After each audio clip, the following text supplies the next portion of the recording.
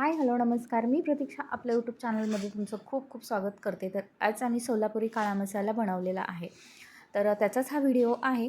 सोलापुरी काळा मसाला बनवण्यासाठी मी इथे लवंगी मिरच्या जे गावरान घरगुती मिरच्या असतात त्या विकत घेतल्या होत्या आणि त्याच निवडून वगैरे वाळायला टाकल्या होत्या, जे की आज दुपारी आम्हाला मसाला बनवायचा होता. आधी वाळवल्या होत्या, परंतु भाजण्याआधी एकदा वाळून घेतल्यानंतर कांदा धणे वगैरे हेही कांदाही सुकवून घेतला होता, धणे वगैरे निवडून घेतले होते. इथे कांदा भाजून घेतलेला आहे, नंतर हलकून तळून घेतलेले आहेत.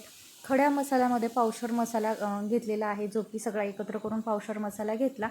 खोबरे वगैरे खिसून नंतर तेही भाजून घेणार आहे.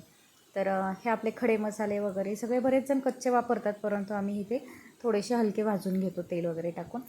तर इथे खोबरेही लाल असे भाजून घेतलेले आहेत तेल टाकून.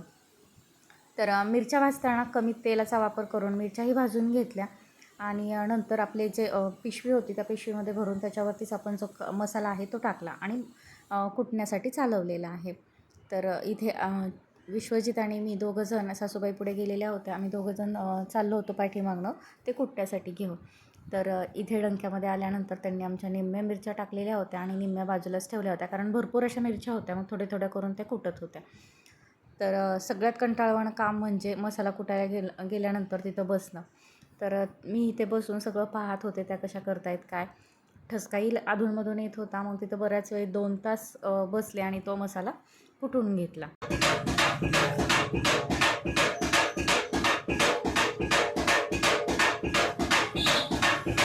तर इथे अशा पद्धतीमध्ये मसाला वगैरे कुटायचं काम चाललेलं होतं. तर त्यांनी खूप छान असा आमचा हा मसाला कुटून दिला. बारीक एकदम असा छान मसाला कुटून घेतला. कसलेही गिरणीत वगैरे न करता डंक्यामध्येच कुटून दिला. तर नंतर आपण कांदा खोबरे वगैरे घेतलं होतं ते मिक्सरमध्ये बारीक करून अशा पद्धतीमध्ये बघू शकता की किती तेल त्यांनी काढलेलं आहे. त्याचं एकदम असं बारीक करून त्याच्यामध्ये मिक्स करायचं काम चाललेलं आहे. तर पाटीमध्ये बघा किती तेल आहे.